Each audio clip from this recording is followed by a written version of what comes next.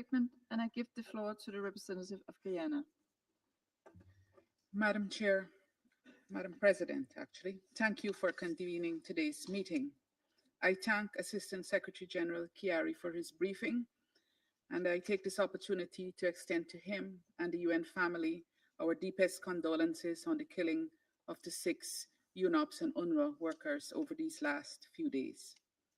I also commend Mr. Sharabi for his courage in sharing his experience with us today and commiserate with him on the loss of his loved ones in such tragic circumstances. Madam President, at the outset, Guyana stresses that the taking of hostages is a grave breach of international law, particularly Common Article 3 of the Geneva Conventions. In this context, we condemn once again the taking of hostages by Hamas during the 7th October attacks on Israel and emphasize the provisions of Security Council's resolutions 2712, 2720, 2728, and 2735, which call for the release of all hostages. We further stress the imperative of ensuring humanitarian access to these individuals to attend to their medical and other needs. Guyana also emphasizes the obligation of parties to ensure that the remains of anyone who died while being held hostage or detained are handled with dignity and respect. Madam Chair, in the context of the foregoing, allow me to underscore the following 3 points. First, there must be an immediate end to the ongoing hostilities in Gaza to create the conditions for peace, recovery, and for a lasting, just, and comprehensive end to the Israeli-Palestinian conflict. As Guyana has consistently emphasized, recurring cycles of violence between the two sides only hurt the prospects for a lasting peace and place both Palestinian and Israeli civilians at continued risk of harm, including death. It is therefore important to address the factors driving occurrences, such as those witnessed on 7th October. In this context, Guyana recalls member states' commitment, as elaborated in the UN's Global Counterterrorism Strategy, to, and I quote, address the conditions conducive to the spread of terrorism, including but not limited to prolonged, unresolved conflicts, dehumanization of victims of terrorism in all its forms and manifestations, lack of the rule of law, and violations of human rights, ethnic, national, and religious discrimination, political exclusion, socioeconomic marginalization, and lack of good governance, while recognizing that none of these conditions can excuse or justify acts of terrorism, end of quote. Efforts to combat terrorism must continue to take these important factors into account. Second, the Security Council must be at the forefront of efforts to address breaches of international law, which have implications for the maintenance of international peace and security. Given its primary responsibility for the maintenance of international peace and security, the Council should be the first to demand accountability for such breaches. It must also be first to institute measures in keeping with the scope provided by the UN Charter to address violations of international law, including in circumstances where those violations feature as the taking of hostages or the administrative detention of innocent civilians. Accountability is an important deterrent. Third and final, the resolution of the Israeli-Palestinian conflict calls for principled consistency. By this, I mean that there must be principled and consistent application of international law and principled and consistent responses to wrongdoing. The approach to this conflict should not be determined by convenience based on present circumstances, because this presents the risk of acting from expediency rather than principle. Guyana therefore appeals to this Council and to all member states to consistently adopt a principled approach to the Palestinian question as we collectively seek to advance a lasting solution. Madam President, allow me to conclude by reiterating the need to bring a definitive end to the Israeli-Palestinian conflict, which keeps manifesting in cycles of violence that produce volumes of hurt to both sides.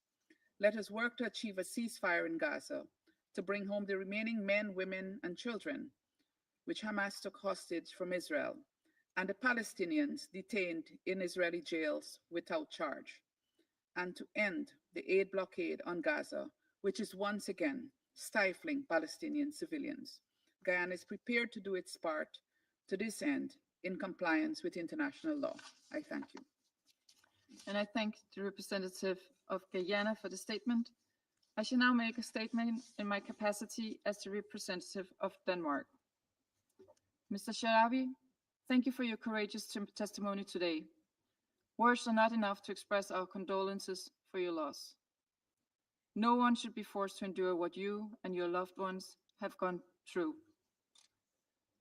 I would also like to thank Assistant Secretary General Khiari for your important briefing. Denmark reiterates that hostage-taking is a war crime and that the actions of Hamas pose a clear threat not only to Israel, but to international peace and security. Today, we express our deepest solidarity and grief with all those affected by the hostage taken on October 7th. Our thoughts are with all those that are still held in Gaza, those who came out but are traumatized for life, those who were killed in Hamas captivity, and those whose fate is still uncertain. Amongst those killed is a Danish-Israeli hostage, who we also mourn here today. We reiterate our demand for the immediate, unconditional, safe, and dignified release of the remaining hostages. We also regret that the hostages have not been granted any humanitarian access to address their medical and other humanitarian needs as required under international law, including international humanitarian and human rights law. Colleagues, there's been far too much suffering since October 7th. Suffering of Israelis, in particular those brutally killed or taken hostage, as well as their loved ones. And suffering of civilian Palestinians. More than 50,000 people have lost their lives, most of whom civilians. It is time to break the cycle of violence. We deplore the breakdown of the ceasefire and the subsequent resumption of the Israeli airstrikes and renewed ground operations in Gaza, with further devastation of the civilian population. Over the past few days, there are reports of hundreds of killed. We deeply regret the death of a UNOPS staff member and echo the Secretary General's condemnation of all attacks on UN personnel. We call on Israel to live up to its obligations under international law, including the resumption on unimpeded entry of humanitarian aid to Gaza, and ensure that the basic needs of the civilian populations are met. In closing, the suffering we are witnessing on all sides is immense, and the urgency to bring about peace cannot be overstated. Denmark stands firm in our call for the immediate and unconditional release of the hostages and for a permanent ceasefire in Gaza, imperatives that can only be achieved through resumed negotiations. It is our hope that progress on this front will open the pathway towards a two-state solution. For the sake of those who have suffered, both those in Gaza and those such as Mr. Sharabi, and for those future generations of Israelis and Palestinians who deserve to live in peace. I resume my function as President of the Council. The representatives of the United States have asked for the floor to make a further statement. Thank you, Madam President. I wanted to respond on behalf of the United States, having listened to some of the statements made by others around the Council, on 3 points, if I may. On humanitarian aid, getting into Gaza, I would just reiterate the position that we have articulated, that nobody wants to see Palestinian civilians in Gaza go hungry or thirsty, and that we are working tirelessly to resolve this crisis. With respect to the report issued by the Commission of Inquiry cited by some in the Council today on alleged sexual violence by the IDF, I would point out that this report conflates the acts of a few who will be reprimanded by Israel with the full-fledged sexual violence campaign orchestrated by Hamas on October 7th, and that is disgraceful. With respect to the allegation that Israel is engaging in indiscriminate strikes, the United States would remind Council members that Israel is targeting Hamas leaders and operatives who continue to use civilian infrastructure and hide among the civilian population. And the Council must condemn this practice. I thank you. Representative of the United States for the statement. I now give the floor to the permanent observer of the Observer State of Palestine. Madam President, allow me at the outset to thank Assistant Secretary General Khalid Khiari for his briefing and to convey through him our condolences and solidarity for the UN staff members killed and injured, some sustaining life, life-altering injuries and amputation while they were in UN premises as a result of Israeli bombardment yesterday, and others who were killed recently from UNRWA, as Mr. Lazzarini has informed us. These victims were upholding the UN's most noble mission, trying to save lives. And as all humanitarians, they are having to do so at the peril of their lives. They were upholding the mandate conferred to them by this Council in its resolution 2720. They are entitled to protection as Palestinian civilians are entitled to protection, and both are being blatantly deprived of it. This demonstrates yet again the indiscriminate nature of Israeli attacks. Allow me also to acknowledge the testimony of Eli Sharabi and present our condolences for his loss. Maybe no one around this table can fully grasp what such a loss means: the killing of loved ones, prolonged captivity, fear and trauma. But Palestinians, us, can. We understand this pain because we live it. They endure it every day. Entire families obliterated in massive and indiscriminate bombardments. Children shot by Israeli snipers in the head and in the chest. Communities uprooted by force. There is not a single Palestinian family that does not have a loved one killed, wounded, detained, or displaced. And they have been enduring these horrors and injustices for decades, even though they reached an unprecedented scale in the last year and a half.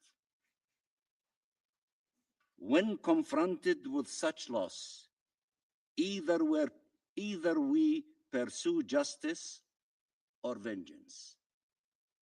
Justice ends suffering. Vengeance perpetuated.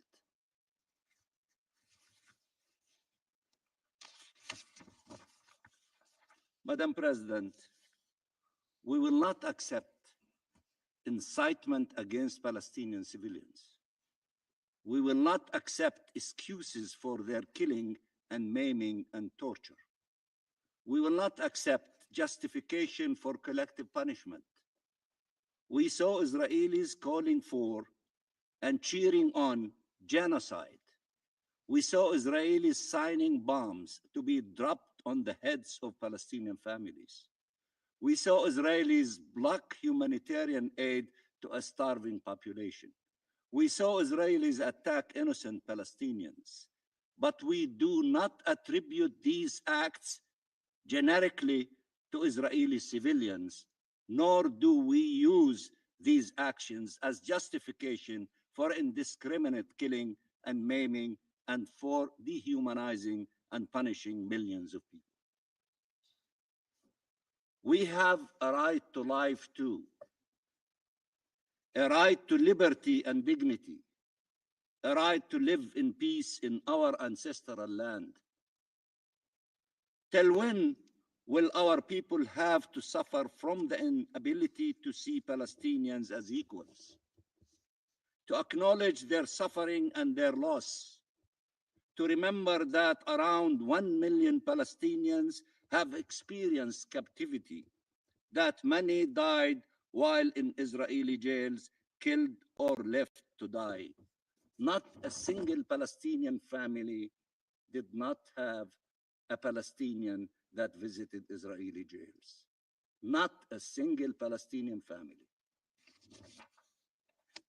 Israel arrests our children, our doctors, our teachers, our workers, family members, bystanders, parliamentarians, academics, human rights defenders, Israel considers all Palestinians guilty. All Palestinians guilty. Till when will people pretend they do not see the images of Palestinians coming out of Israeli captivity looking like ghosts? Starved and traumatized, beaten and some raped. Till when Israel will pretend it bears no responsibility in the crimes it commits? Till when our humanity and our rights will be denied? We have to note that usually the ones who suffered most on both sides have been among the most passionate advocates for a ceasefire for over a year now. Those who suffer the most, they have solidarity with each other. Their calls should be heeded, as many of you referred to another victim that gave testimony to us, and she asked for the ceasefire to be defended and the 3 stages of the agreement to be implemented. Listen to her. Their calls should be heeded. Their suffering should not be used to inflict more death and devastation or as an excuse for perpetual war, genocide, forced displacement and annexation, dehumanization and hate. The suffering of all civilians must end. All civilians. We have a duty to end the occupation and conflict and to ensure life prevails, to ensure liberty prevails, to ensure shared peace and security prevail, if we truly care about the victims and about our peoples. Madam President, in 42 days, many more hostages were released than in 15 months of indiscriminate bombardments. If Netanyahu truly cared about the hostages, he would not have shattered the ceasefire that was allowing for their release. If anyone needed more evidence that Netanyahu could care less about the fate of the hostages, his decision to resume attacks against Gaza is the ultimate proof. All Israel had to do was move forward in implementing the ceasefire. Everyone knows this truth, starting with the families of the hostages themselves, who are still demonstrating to stop the bloodshed and restore the ceasefire. Killing innocent Palestinian civilians by the hundreds each day, forcibly displacing our population with the clear aim of annexing our land and ending our national identity has nothing to do with hostages or security.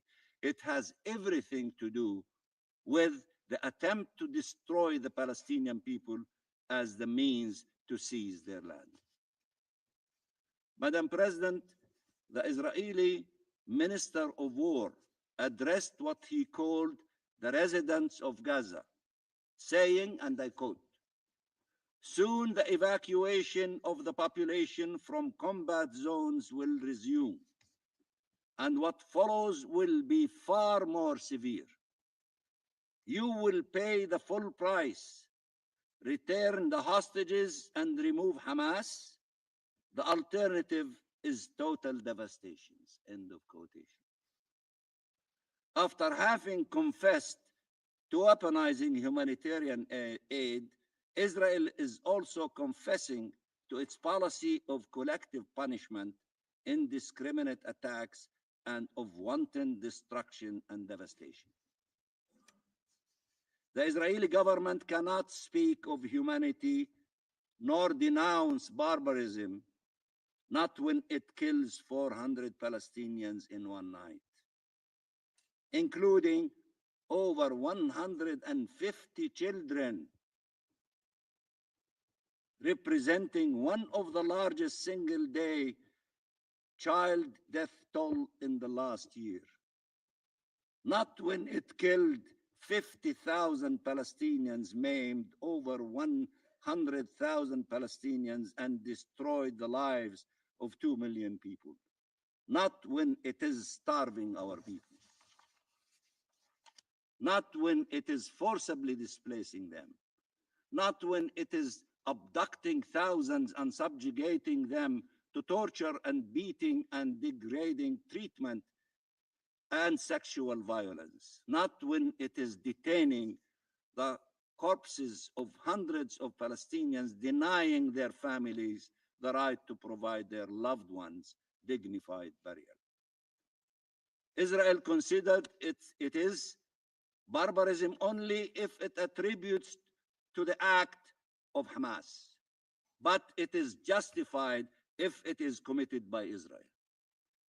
It is barbarism if the act is against an Israeli, and it is legitimate if the act is against a Palestinian. Look at this, despicable, double standard. Israel has a right to kill and maim, to arbitrarily detain and torture, to displace and destroy and devastate, and we have the right to die and disappear. That is not how international law works. There are prohibited actions regardless of the identity of the perpetrators and regardless of the identity of the victims. There are protections afforded to all civilians regardless of the nationality, religion, and race. These prohibitions and protections must be upheld. Madam President, civilians should not be harmed. Civilians should not be harmed. They should not fear being killed in their houses or abducted from their homes. Families should not be torn apart. They should be reunited in life, not in death. Reunited in life, not in death. We have been pushing for a ceasefire that guarantees this aim, while Israel continues advocating for more killing and more destruction. There is no military solution to this conflict. You cannot kill your way to a solution. You cannot negate the millions of Palestinians. We are rooted as olive trees deep in our land. You cannot kill all of us. Again, there is no military solution to this conflict, and you cannot kill your way to a solution. The Israeli government is trying to convince its people that killing, dispossession, and displacing Palestinians is the only way forward, while we have, even in the midst of this genocide, continued to plead for achieving our freedom through peaceful means. Our president from this chamber said, I am ready to negotiate and to talk peace. And for those who said Ramallah is so close to Jerusalem, he is ready in Jerusalem and in Ramallah and everywhere to talk peace for those who are ready and willing to talk peace.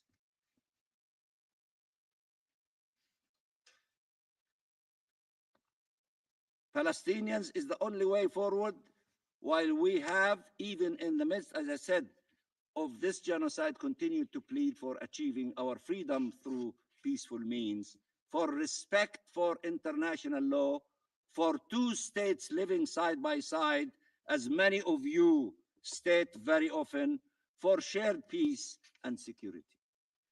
It is for every government around the world to choose now the vision they will rally behind and to use all means available to them to see it prevails.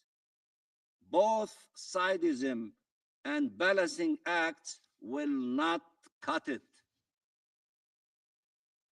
You have to decide. You cannot play both ways. The fate of millions of people cannot be left to the decisions of this Israeli government.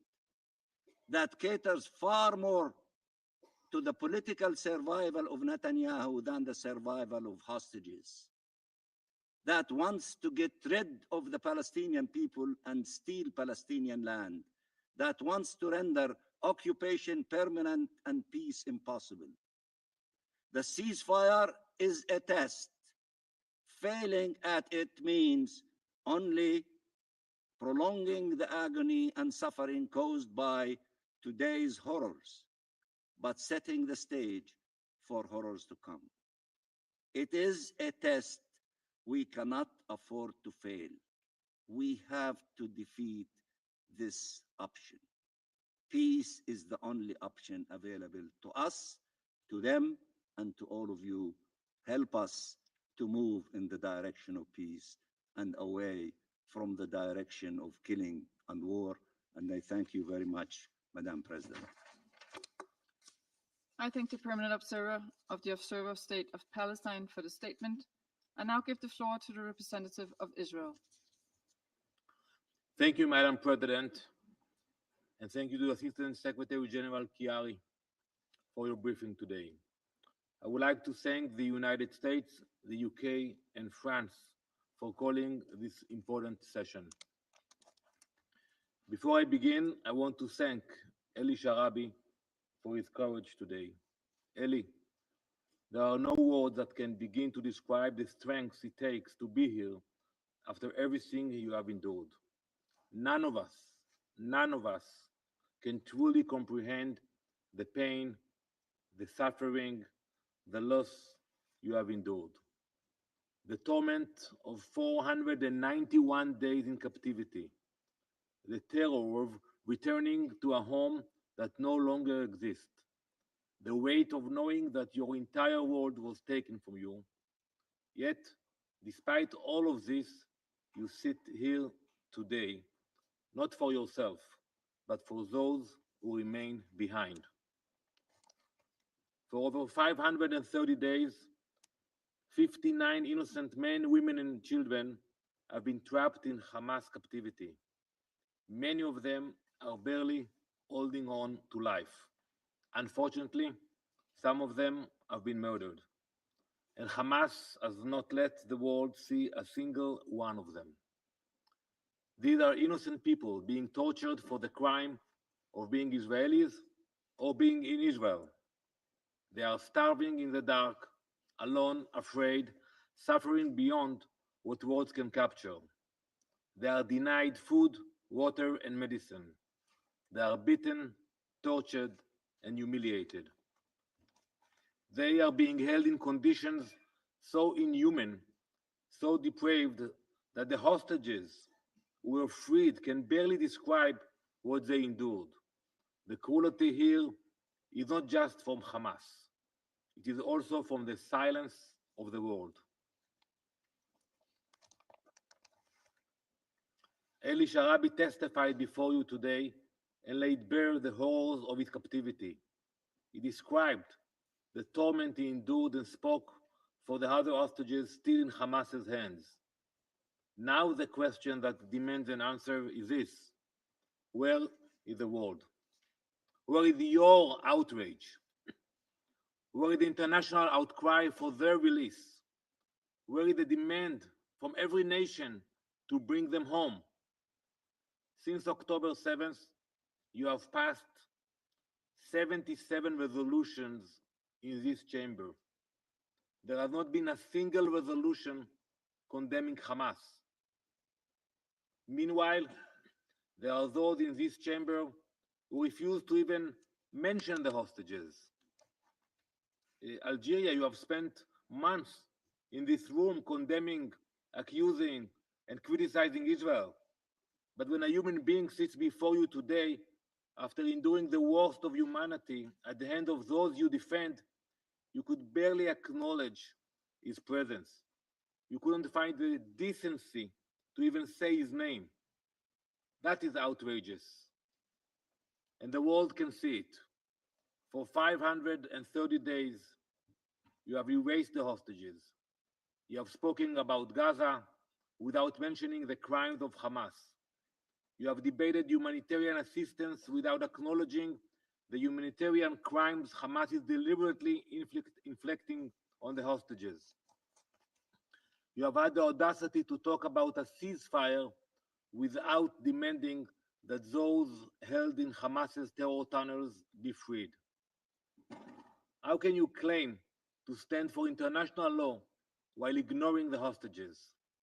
How can you speak of human rights when you refuse to recognize the most horrific human rights abuse in this war? How can you sit in this chamber, look Eli Sharabi in the eye, and say nothing?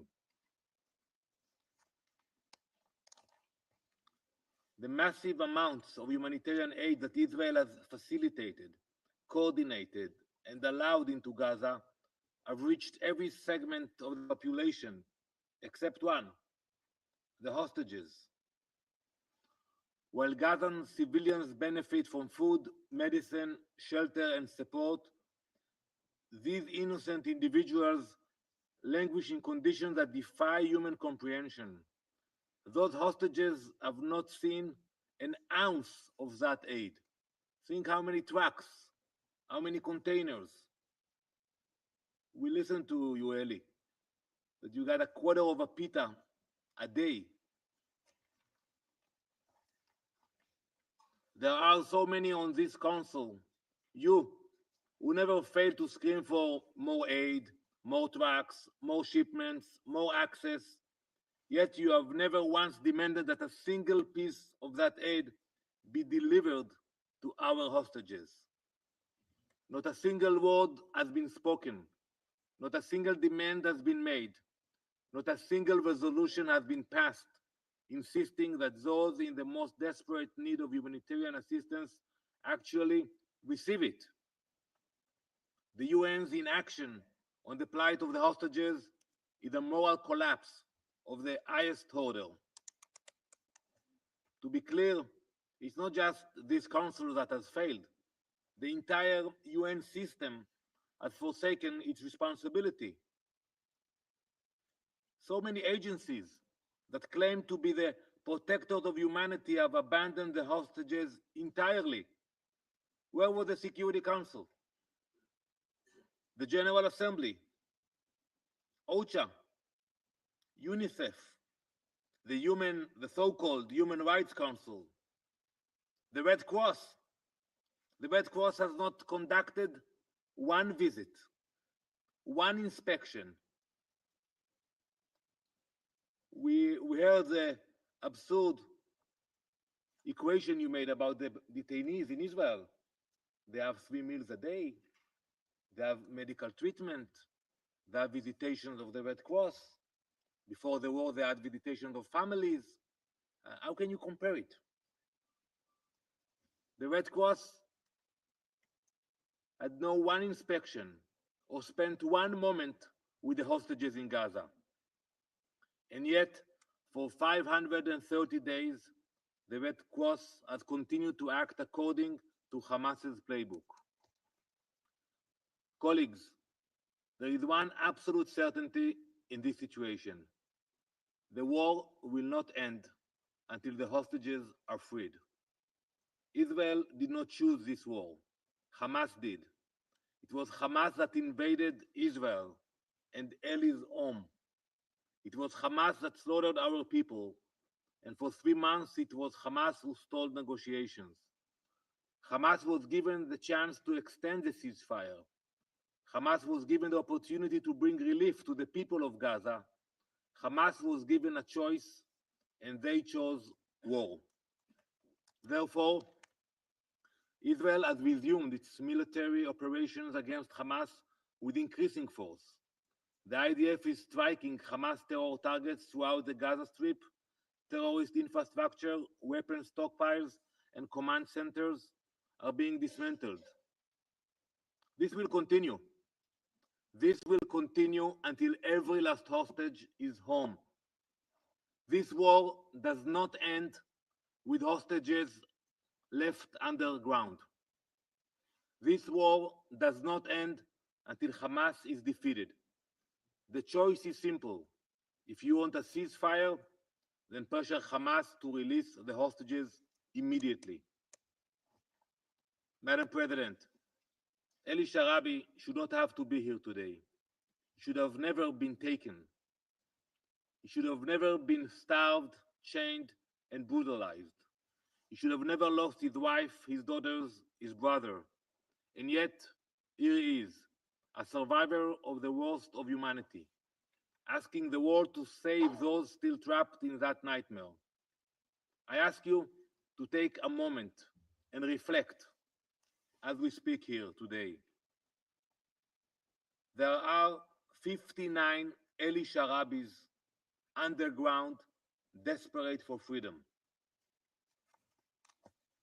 Imagine their faces. Imagine their screams and their cries. Imagine what they would say to you today. Will you listen or will you look away? Because this moment will not be forgotten. There is no neutrality here. There is no middle ground. There is only right or wrong. We will never stop fighting for the hostages. We will never abandon them. We will never sit idly by as terrorists hold our people as trophies. We will bring them home, all of them. I thank you, Madam President. I thank the representative of Israel for the statement. There are no more names inscribed on the list of speakers. The meeting is adjourned.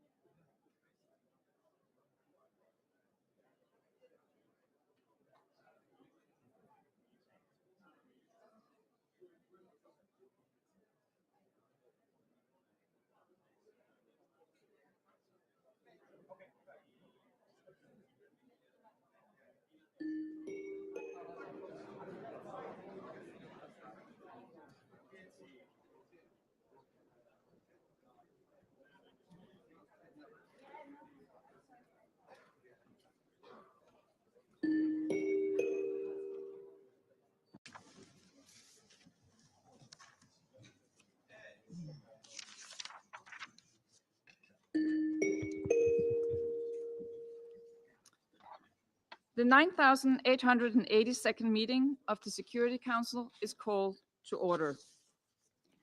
The provisional agenda for this meeting is the situation in the Middle East, including the Palestinian question. The agenda is adopted. In accordance with Rule 37 of the Council's Provisional Rules of Procedure, I invite the representative of Israel to participate in this meeting.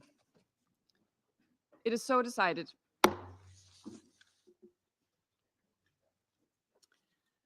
I propose that the Council invite the permanent observer of the Observer State of Palestine to the United Nations to participate in the meeting, in accordance with the Provisional Rules of Procedure and the previous practice in this regard.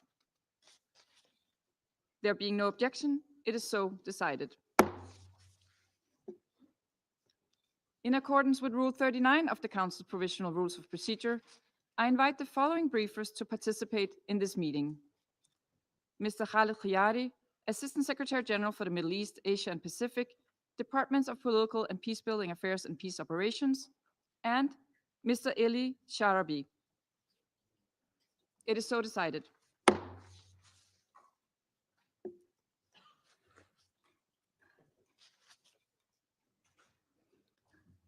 The Security Council will now begin its consideration of item 2 of the agenda. I now give the floor to Mr. Khaled Khayari. Madam President, members of the Security Council, thank you for the opportunity to brief the Council regarding the humanitarian situation faced by the remaining hostages in Gaza. I would like at the outset to recognize Mr. Eli Sharabi and his unimaginable experience of pain and his remarkable resilience in the face of such immense loss.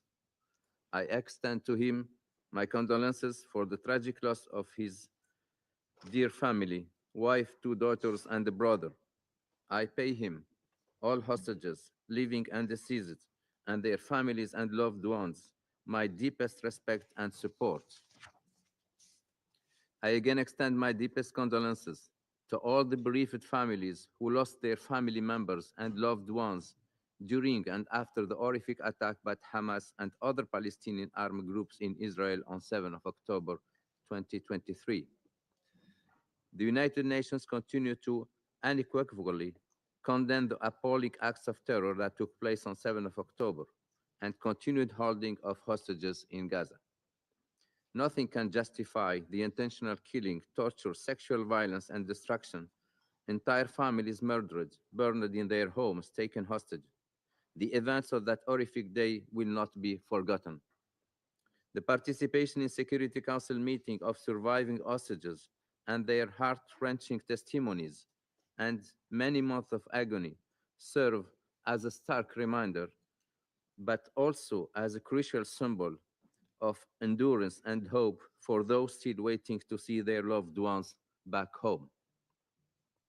Since the attacks, the Secretary General and other senior UN officials have regularly met with the families of hostages and have been deeply moved by their stories and by the torment and anguish they have endured.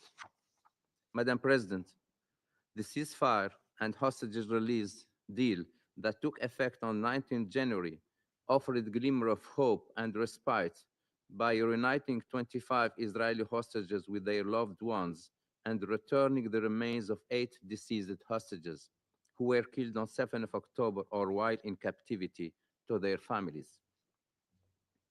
Their release and return were sadly also a moment of great anxiety, as most of the living hostages were paraded in front of crowds, and the coffins of the deceased, including those of 2 young children who were killed in captivity, were displayed publicly by Hamas and other Palestinian armed groups during appalling ceremonies that violated international law.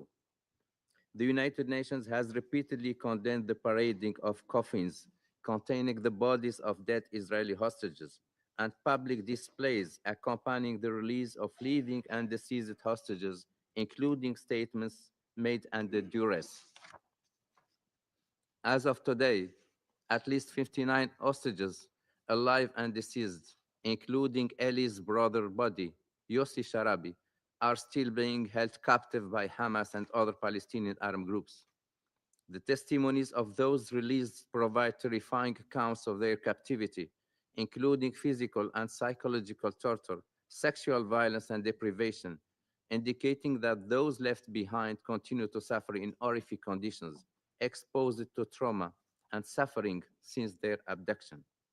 The hostages must be released immediately and unconditionally. Until their release, they must be allowed to receive visits and support from the International Committee of the Red Cross, and they must be treated with dignity and respect in line with humanitarian principles. Madam President, the resumption of hostilities on 18th of March adds further despair and uncertainty for those remaining hostages, their families, and their loved ones. This resumption of hostilities amidst significant Israeli airstrikes in Gaza has also been devastating for the civilian population in the street. Hundreds of Palestinians have been killed, including women and children.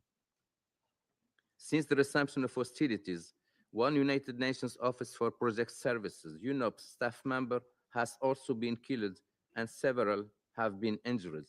Commissioner General of the United Nations Relief and Works Agency Lazzarini also informed that in the past few days, another 5 UNRWA staff have been confirmed killed. I reiterate that civilians must be protected, including personnel. The rights and dignity of all those affected by the conflict, whether in Israel, the occupied Palestinian territory, or elsewhere, must be respected and protected. We call on all parties to uphold their obligations under international humanitarian law and international human rights law. The return to hostilities threatens all civilians in Gaza. I echo the Secretary General's call for the resumption of serious negotiations, for the ceasefire to be respected, for unimpeded humanitarian assistance to be re-established, and for the remaining hostages to be released immediately and unconditionally. With every passing day, we move further away from the objective of returning the remaining hostages safely to their homes. This was also very clear from the rescued hostages, Ms. Noah Argamini's remarks to the Council last month, where she told us that every moment under captivity was lived in danger.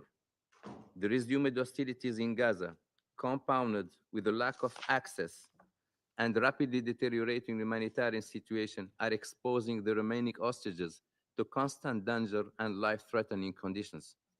As Undersecretary General Fletcher briefed you earlier this week, a renewed ceasefire is the best way of protecting civilians in Gaza, in the occupied Palestinian territory, and in Israel, releasing hostages and detainees and allowing aid and commercial supplies in.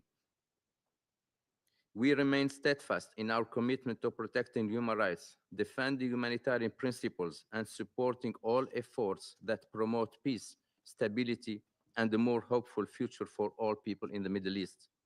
We are also convinced that the only path to durable peace will be achieved when Israel and Palestine live side by side in peace and security, in line with international law and relevant UN resolutions, with Jerusalem as the capital of both states. The United Nations stands ready to do all it can to support the parties in reaching that objective, and it will continue to do all it can to support an end to this suffering. Once again, I reiterate the Secretary General's deep concern for this conflict's unbearable impact on the victims and his urgent call for the immediate and unconditional release of the hostages. Thank you, Madam President. I thank Mr. Ghayari for his briefing. I now give the floor to Mr. Eli Sharabi. My name is Eli Sharabi. I am 53 years old. I've come back from hell. I've returned to tell my story. I used to live in Kibbutz Be'eri with my British-born wife, Liane, and my daughters, Noya and Yahel. It was a beautiful community. We were all passionate about creating the best life for our children and to our neighbors. At 16, I left Tel Aviv for Be'eri, seeking a peaceful home, away from the concrete city. I found a loving community and knew I would raise my family there. Many asked why we lived near Gaza, but to me, Be'eri was heaven. Liane came from Bristol, UK, as a volunteer. She was meant to stay a few months, but she met me and we fell in love. We were married for 23 years and had 2 wonderful daughters and a dog, Mocha.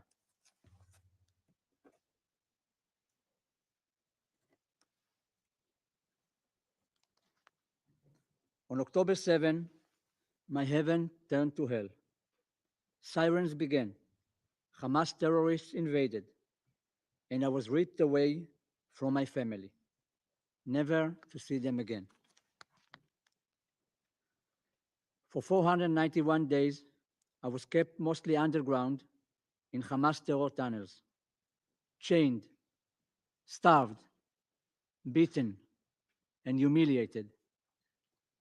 I was held captive in the darkness, isolated from the world by Hamas terrorists. They took pleasure in our suffering. I survived on scraps of food with no medical attention and no mercy. When I was released, I weighed just 44 kilos. I had lost over 30 kilos, nearly half my body weight. For 491 days, I held on to hope. I imagined the life we would rebuild. I dreamed of seeing my family again. Only when I returned home, I learned the truth. My wife and my daughters had been slaughtered by Hamas terrorists on October 7.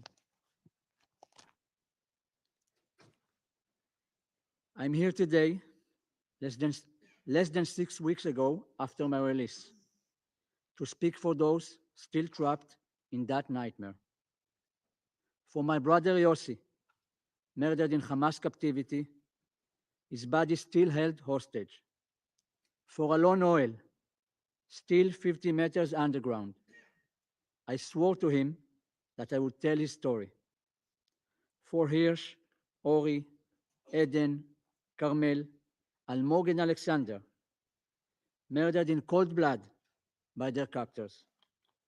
For every hostage still in Hamas' hands, I'm here to tell you the whole truth. On the morning of October 7, at 6:29 a.m., the red alerts began to come through on Liane's phone. I told her not to worry. It will be over soon, I said. Minutes later, we heard that terrorists were infiltrating our community. They were inside the kibbutz. Again, I reassured her, the army will come. They always come. We heard gunfire, screaming, explosions, and then we heard the terrorists at our door. We had no weapons, no way to fight back. Liane and I made a decision we would not resist. We hoped we could save our daughter. The door opened, our dog barked, the terrorist opened fire. Liane and I threw ourselves over our daughters, screaming for the terrorists to stop. Suddenly, 10 terrorists were inside my home. They took our phones. 2 of them grabbed me. They took my wife and daughters to the kitchen. I couldn't see them anymore. I didn't know what was happening to them. I was screaming their names, and they were screaming mine. I told Lian not to be afraid, but this was fear beyond anything I've ever felt. Then I knew I was being taken. As they dragged me out, I called out to my girls, I will be back. I had to believe that. But that was the last time I ever saw them. I didn't know I should have said goodbye forever.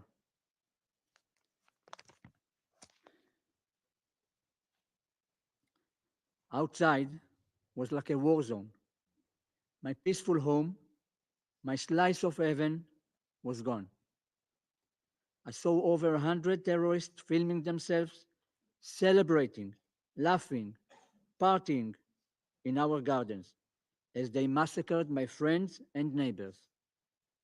They dragged me out, they dragged me to the border, beating me the whole way. My face was swollen, my ribs bruised. When we arrived in Gaza, a mob of civilians trying to lynch me. They pulled me from the car, but the terrorists rushed me away into a mosque.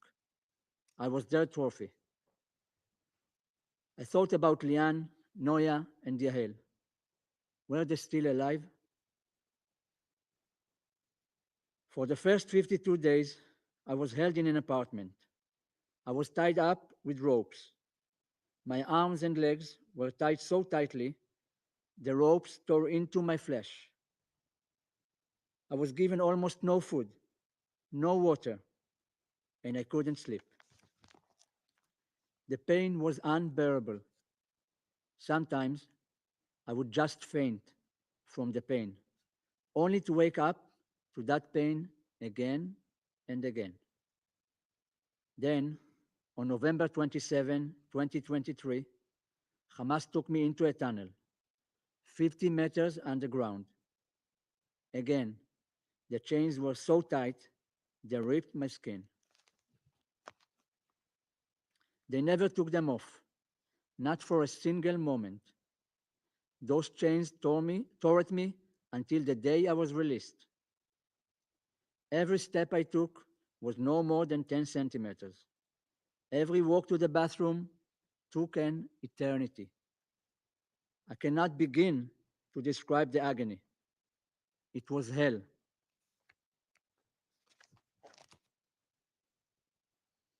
I was fed a piece of pita a day, maybe a sip of tea.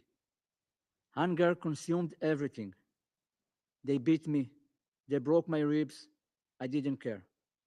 I just wanted a piece of bread. There was never enough food. Sometimes, if we begged enough, we would get something extra. We had to choose an extra piece of pita or a cup of tea. Sometimes they threw us dry dates, and it felt like the greatest gift in the world. We had to beg for food, beg to use the bathroom. Begging was our existence. We strategized over every meal. One day, I cut myself with a razor, just to make them believe I was injured. I collapsed on my way to the bathroom so they would think I was too weak and encourage them to give us more food. It worked. They gave us more food. We survived of those small victories. Do you know what it means to open a refrigerator? It is everything.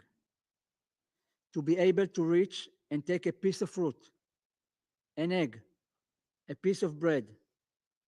I dreamt of this simple act every day. For months, we lived like this.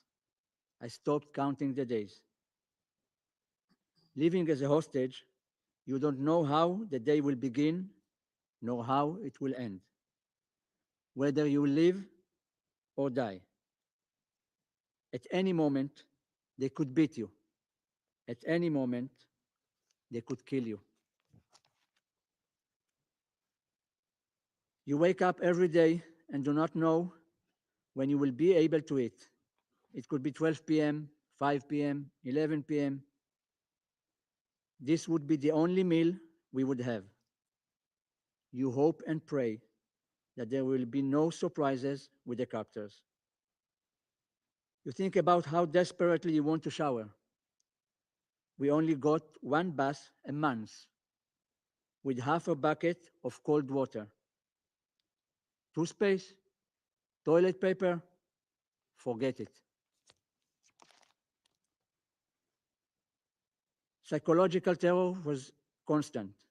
Every day they told us, the world has abandoned you. No one is coming. By the time I met Alon Noel, who is now 24 years old, we had already endured terrible captivity. We relied on each other for survival. Alon is a very talented pianist, and I remember how he would pretend to play the piano on his body to keep himself sane.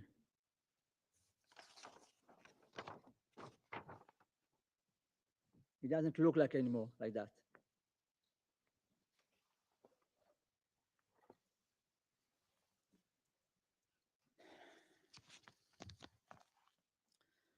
One day, a terrorist took his anger out on me.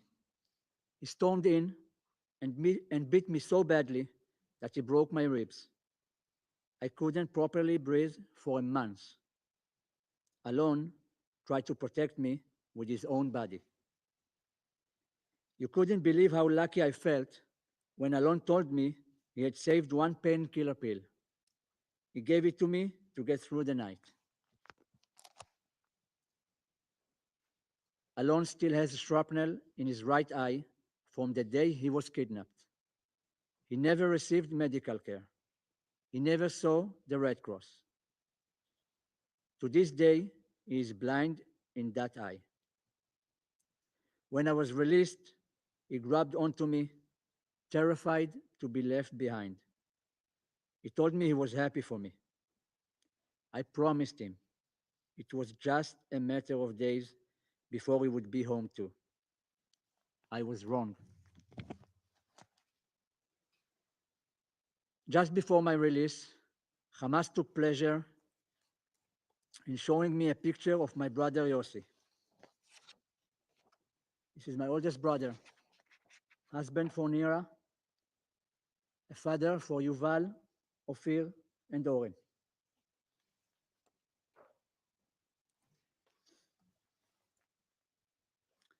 They told me he was dead. It was like they had brought a massive hammer down on me. I refused to believe it. My brother Yossi was all heart. Those with him in captivity told me that he gave his food to others. On February 8, 2025, I was released. I weighed 44 kilograms. This is less than the body weight of my youngest daughter, Yahel. May her memory be blessing. I was a shell of my former self. I still am.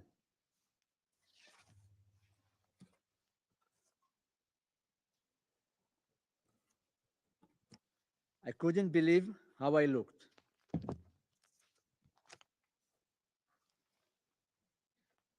I stood at that Sikh Hamas ceremony, surrounded by terrorists and a crowd of so-called uninvolved civilians, hoping my wife and daughters were waiting for me. At the handover, I met a representative from the Red Cross.